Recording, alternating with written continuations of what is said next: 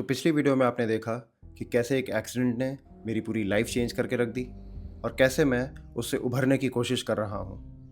कैसे मैंने एक बोल्ड डिसीजन लेके अपनी लाइफ को बेटर बनाने का सोचा। And to be very honest, I am not in a mood to give up any time soon. पर अगर आपने मेरी पहली वीडियो नहीं देखी है तो पहले जाके उसको देख लीजिएगा, क्योंकि ये वीडियो आपको तभी समझ में आएगी। So hi guys, my name is Vikalp and I welcome you to the second episode on my YouTube channel.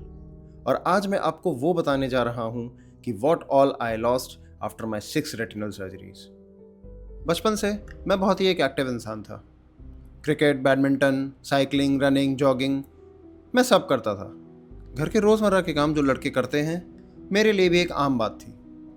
मेरी सोसाइटी में एक ओपन बैडमिंटन कोर्ट है जिसमें मैं शाम को along with my neighbouring friends 2 घंटे बैडमिंटन खेलता ही खेलता था। And we know that we were pretty good at it. पर क्या हो अगर आपसे अचानक एक दिन ये सब छूट जाए, सब बंद हो जाए? सुनने में अजीब लगेगा ना? तो इतनी आई सर्जरीज के बाद फाइनली मेरी आई स्टेबल थी, विजन भी इम्प्रूव हो रहा था and I was happy until one day my doctors told me कि मैं अब कभी भी लाइफ में स्पोर्ट्स नहीं खेल सकता।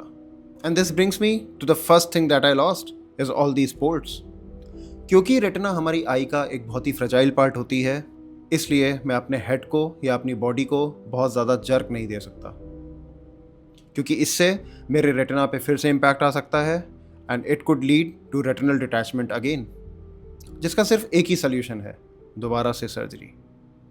इसलिए मैं अब कभी लाइफ में क्रिकेट नहीं खेल सकता, बैडमिंटन नहीं खेल सकता, रनिंग जॉगिंग नहीं कर सकता और कोई ऐसी चीज़ लिफ्ट नहीं कर सकता जो बहुत ही ज़्यादा हैवी हो और जिसमें सांस रोकने की टेक्निक लगे। मुझे बचपन से ही हाइट बहुत फैसिनेट करती है, इसलिए मैं हमेशा से सोचता था कि जब मैं बड़े होकर अपने पैसे कमाऊंगा तो I would go for adventurous sports, जैसे कि paragliding, bungee jumping, sky diving etcetera. पर शायद किसी ने सच ही कहा है, कुछ सपने शायद अधूरे ही रह जाते हैं। And I think in my case this is a fact too. Human nature भी कितना अजीब है ना।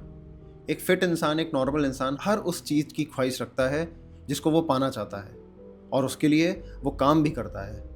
पर एक अनफिट इंसान सिर्फ एक चीज़ की ख्वाहिश रखता है, उसकी हेल्थ, जो उससे शायद चली गई है। And this brings me to the second thing that I lost is my health.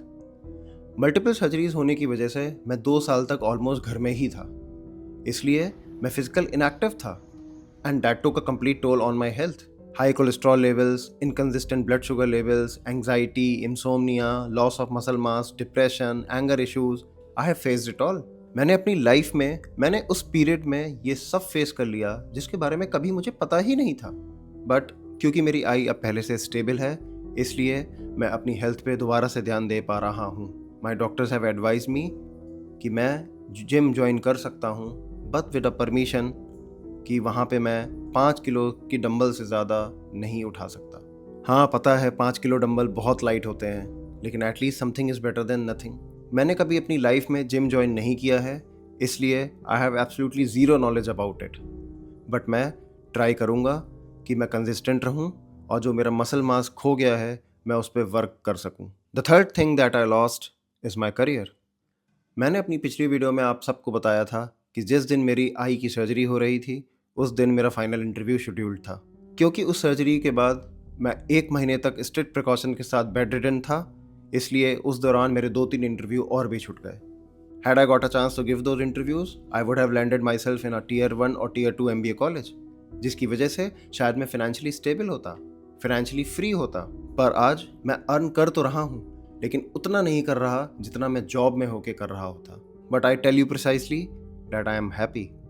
I am happy because मैंने पिछले 2 सालों में अपनी ग्रोथ होते हुए देखी है, मेरा मेंटल वेलबींग सही होते हुए देखा है, मैंने स्टूडेंट्स को पढ़ाया है, मैंने मैनकाइंड को सर्व किया है एंड मोस्ट इम्पॉर्टेंटली मैं अपने फैमिली के साथ हूँ। और शायद किसी ने सच ही कहा है, भगवान हाथ पैर सलामत रखें, शोहरत तो हम कमा ही लेंगे। The next thing that I lost is the love of my life. During the latter stages of my surgery things didn't go well between us and one day I realised that if I truly love her, I should let her go, and eventually I did let her go. Maybe it was not meant to be, and maybe in the next universe. But the only thing that still remains between us is the respect. I respect her, she respects me, and that's the bottom line. कभी कभी शायद कुछ चीज़ें आपके लिए नहीं बनी होती हैं, तो मैं बस यही समझ लूँगा that it was not meant to be for us and there's nothing I could have done. Life में कभी कभी कुछ सर्कमस्टांसेस ऐसी हो जाती हैं जिसकी वजह से हमें कई सेक्रीफाइसेस करने पड़ जाते हैं, और कुछ सर्कमस्टांसेस ऐसी भी होती हैं जिस पे हमारा बिल्कुल कंट्रोल ही नहीं होता. And this brings me to the fifth thing that I lost is a short tail, broad face, golden color Labrador, my pet Ellie. Age caught her and one day she left us. But sometimes I still regret कि मैं उसकी letter stages of life में उसके साथ ज़्यादा time devote नहीं कर पाया, क्योंकि सर्जरीज की वजह से मुझे बहुत ज़्यादा प्रिकॉशन हो गए थे, हाइजीन मेंटेन करके रखना पड़ता था, आई ड्रॉप्स चलती थी, इसलिए मैं एक सेपरेट रूम में रहता था जिसमें वो अलाउ नहीं थी आना फॉर ऑब्वियस रीजंस कि हाइजीन मेंटेन रखना है. बट मेरी रेटिनल डिटैचमेंट से पहले आई वॉज द पर्सन जो उसके साथ वॉक पे जाता था, जो उसको पार्क में खिलवाने लेके जाता था, जो उसकी डाइट का ध्यान रखता था, और मैं उसको कार में घुमवाता था. And I think pet parents जितने भी हैं वो मेरी बातों से रिलेट करेंगे. And yes, somewhere it still hurts down the heart, but I think she is in a much better place now, and she'll always be the most favorite chapter of our lives. Last 4-5 years of my life has not been easy for me, and neither for my family. I was up to the lowest, I was broken up to the core, but ये जो lowest से highest तक के उठने का सफ़र होता है ना, that builds your character. And precisely speaking, I want to build my character. क्योंकि शायद आपको पता ही ना हो कि भगवान ने आपके लिए आपकी सोच से भी बढ़कर कुछ सोच रखा हो. बस बात है तो आपके एक करेजियस डिसीजन लेने की. मैंने अपनी पिछली वीडियो में भी बोला था कि take your bold move, take that risk.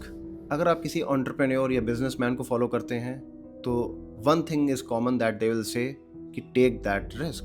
और मैंने भी अपनी लाइफ में एक अच्छा खासा रिस्क लिया है, बट द थिंग इज़ कि मैं उसमें हार नहीं मानूंगा, बस उसके लिए काम करता चला जाऊंगा. सो विद दैट सेड, अगर आपको ये वीडियो दिल से अच्छी लगी हो तो एक लाइक कर दीजिएगा, कमेंट्स में मेरे लिए दुआएं लिख दीजिएगा, और ये वीडियो उस किसी पर्सन के साथ शेयर कर दीजिएगा जिसको आप जानते हैं कि वो लाइफ में फ़ाइट मार रहा है, अभी उसका फेज़ नहीं आया है, but he is gonna keep working on it, और वो अपनी लाइफ में कुछ ना कुछ उखाड़ के दिखाएगा.